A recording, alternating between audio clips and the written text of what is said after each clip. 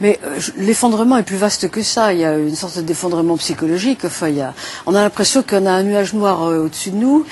Quelque chose va éclater, on ne sait pas quoi. Quelque chose nous attend. Quoi, c'est l'image du destin. Le destin, c'est une histoire qui nous attend. Il y a une histoire qui nous attend, c'est pas laquelle. Et on sait qu'elle va pas être très agréable. On a ce sentiment.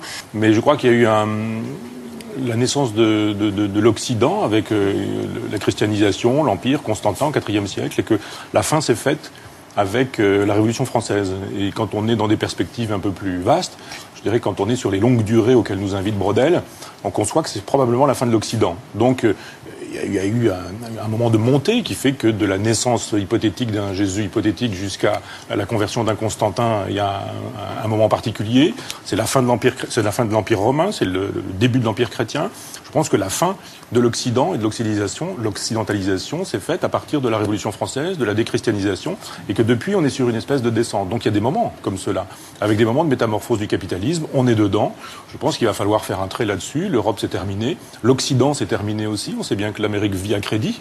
Elle vit à crédit. Et le crédit de l'Amérique n'est possible que parce que la Chine, par exemple, soutient. Le jour où l'Asie ne soutiendra plus l'Occident, l'Occident sera définitivement mort. La fin de l'Occident, c'est probablement la fin des valeurs des Lumières, les valeurs universelles, les valeurs de tolérance, Madame disait fort justement, du progrès par exemple, de la croyance au progrès, une certaine lecture du temps, une lecture linéaire, toutes ces choses-là. Ce serait la fin du matérialisme aussi, dont parlait Chantal Delsol? Assez probablement. Je pense qu'il y a aujourd'hui un islam grandissant, il y a aussi une spiritualité grandissante sur la planète qui fait que on aspire à d'autres civilisations aspirent à autre chose que posséder, consommer, le matérialisme trivial et vulgaire. Et même si ça peut exister, il y a tout de même au-dessus des notions de spiritualité, des notions d'absolu, des renvois à la transcendance et aux arrière-mondes, ça à l'évidence, oui. Les forts ne discutent pas avec les faibles. Nous avons le désir de discuter avec les Chinois qui n'ont pas le désir de discuter avec nous, qui avancent, mais pas du tout. C'est-à-dire la violence et la brutalité chinoise n'a que faire de l'Occident qui est en train de s'effondrer et qui a méprisé la Chine pendant très longtemps. C'est-à-dire là, c'est le retour du bâton. Après tout, on aura obtenu ce qu'on aura vraiment semé. Là, pour le coup, on aura récolté ce qu'on aura semé parce que la Chine se moque absolument. Vous avez raison sur la brutalité, sur la violence, sur l'immoralité du capitalisme chinois.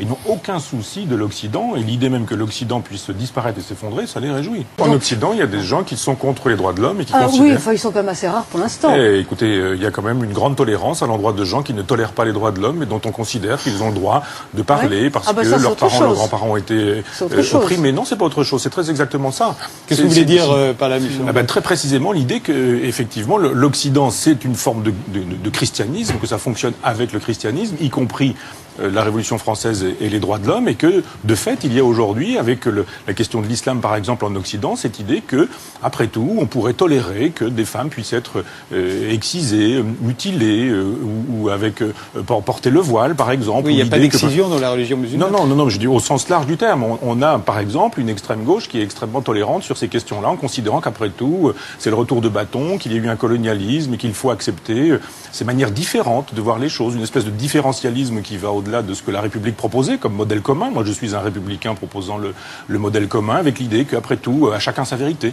Et que l'idée qu'on puisse critiquer le voile, c'est une idée d'occidentale, que ça reste une idée de colonialiste, que c'est toujours une idée qui procède des droits de l'homme et de l'universalisme des droits de l'homme, et que ces choses-là, c'est fini, qu'il faut voir les choses autrement et différemment. Oui. Et ce climat de tolérance au sein même d'une Europe qui n'est pas forte sur ce terrain-là.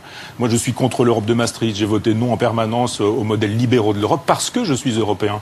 Et parce que européen, je souhaiterais qu'on puisse défendre l'idéologie des Lumières, la pensée des Lumières, l'universalisme, ces grandes idées qui étaient celles d'Helvétius et des grands philosophes, ce que j'ai appelé les ultras des Lumières au XVIIIe siècle. Mais ça disparaît.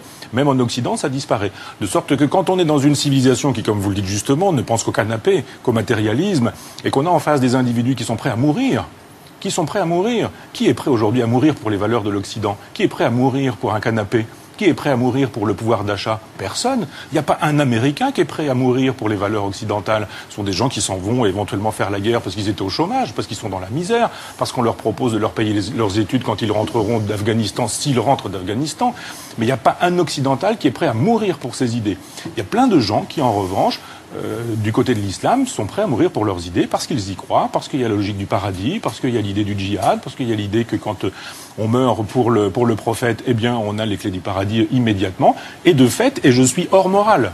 Je suis par-delà le bien et le mal dans cette aventure. Je dis que quand une civilisation s'effondre et qu'à proximité, une autre est en train de se proposer, l'Umma, la communauté universelle, avec des individus qui sont prêts à mourir, à se faire sauter avec des ceintures d'explosifs en disant on croit à notre civilisation, on croit à notre culture, eh bien on le sait, on le regarde, c'est comme ça, Hegel en a bien fait l'histoire depuis le début de l'humanité, les vraies civilisations se constituent avec les gens qui peuvent mourir, qui veulent mourir, qui font la défense de la guerre, qui font l'éloge de la force et de la violence et de la brutalité, qui s'installent. Ça s'est passé comme ça avec Rome, ça s'est passé comme ça avec l'Occident chrétien.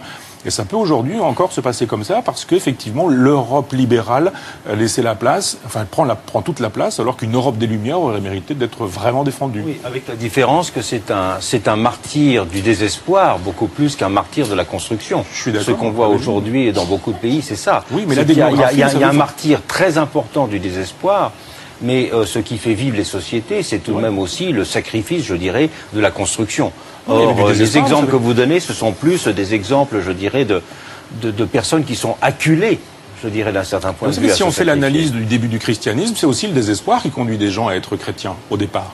Les premières sectes chrétiennes de la naissance de Jésus. Et aussi sacrifient leur vie sans aucun problème. Absolument. À cette époque-là, les martyrs jouissaient de mourir pour les idées auxquelles ils croyaient. Et puis vous avez eu un Constantin un jour qui a fabriqué l'Empire. Rien n'interdit de penser qu'un jour, quelqu'un qui pourrait être une espèce de de Constantin, je dirais, de l'islam, puisse de manière planétaire, avec les réseaux, avec Internet, avec tous les moyens de communiquer aujourd'hui, fédérer une Oumma, une communauté qui, pour le coup, ferait la peau à la vieille façon de considérer les civilisations comme locales, c'est-à-dire la Grèce, après ça Rome, après ça l'Occident, etc., mais avec une civilisation qui pourrait être musulmane et planétaire. Après tout, ça peut être une hypothèse possible après l'effondrement de l'Occident.